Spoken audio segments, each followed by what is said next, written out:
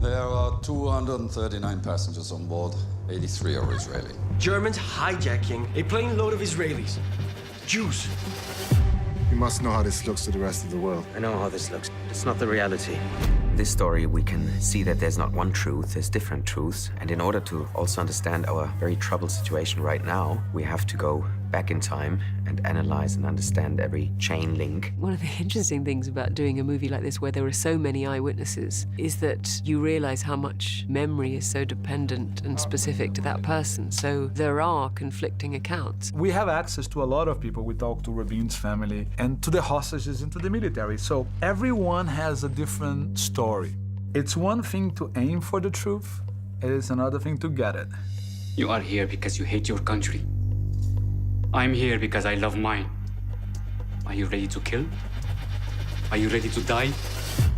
The criteria was, let's run with direct witnesses. 5 minutes after takeoff from Athens, we heard a lot of noise coming from the passenger's cabin. And I said to my flight engineer, go to see what's happened. Je déboucle ma ceinture pour aller voir. Et au même moment, re-hurlement de toute la cabine. Donc j'ouvre la porte. À l'époque, nous volions avec la porte non verrouillée, hein. Donc parfois la porte ouverte même. Donc je jette un coup d'œil en première classe et là je vois un blond avec un revolver. Je me retourne à toute allure, je rentre au poste de pilotage et je crie à Michel Bacos, détournement. L'Allemand arrive, me met le revolver sur la poitrine, me pousse à gauche sur le siège observateur et hands up, don't move. Hands up, don't move. Alors, 3 hommes, les mains levées, et si vous faisiez ça, immédiatement il hurlait. I talked to Jacques Lemoine for 2 hours on the phone. That was priceless because he walked me through what happened from his perspective and how he felt about it. It's pure gold when you're an actor and you're portraying someone who went through this terrible situation. Dignity is all people want. Dignity comes when you're free. Running water makes you free. Toilet makes you free. One plumber is worth 10 revolutionaries.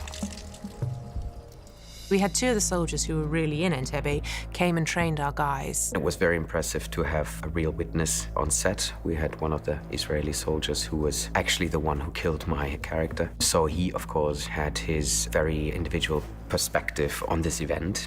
We have been in several situations of hostages in the past. This was a big advantage for us because we came with a lot of experience to the Entebbe operation.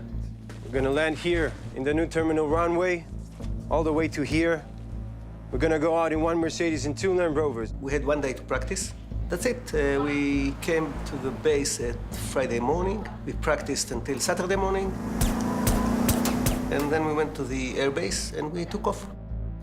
It was a very dangerous operation. There were many risks. First of all, it was far away from home, so there was the whole process of flight.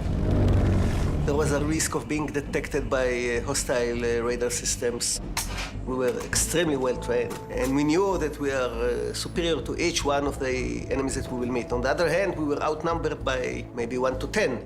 We met the first 2 sentries, the Ugandan soldiers, about 150 or 200 meters from the terminal. It was obvious that the deception was exposed. All that was left was to run as fast as possible to the terminal. David, take the door! It came out that I ran too fast and I just bypassed everybody. And suddenly I found myself in front of the door. I saw someone lying, shooting at me. I shot back. I entered into the door and I knew that several rifles are aiming me at this very moment. So I jumped back and lowered my head. My commander was after me and he saw 2 terrorists that were rotating the rifles to my back and he killed them. After 15 seconds, a few others arrived, entered into the room, and we cleared it.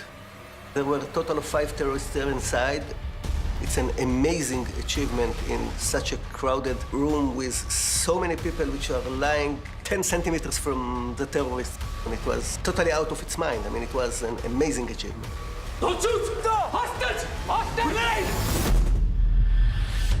On a very bold move, we decided to shoot this in Malta because we could have our own airfield inside a live airport, and we could build a exact replica of the old terminal in Entebbe, which is what we did. We actually made it almost like a proper building because it's on the edge of the airport, so it took 8 weeks. I mean, you couldn't imagine how it could ever have not been there. It was so textured, so real, you know, little bits of plants growing out of cracks. I mean, the mold, the damp, you know, it's not a thing of beauty, but it's a thing of great reality. The military advisor, Amir, had said that it's an absolute replica because he was the one there. He was the one first in the door in 1976. And I didn't believe that someone can be able to replicate it in such an accuracy. I didn't believe it.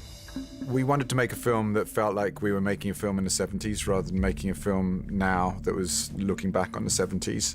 And I think that the department heads have largely achieved that. We had a great team. We had Cave, the designer, and then we had Bina costumes and Denise doing makeup, and they had to process hundreds of people. It's quite well documented of what things look like and what people look like. There's plenty of reference material to go to, and people try and get as close to what was there as they possibly can.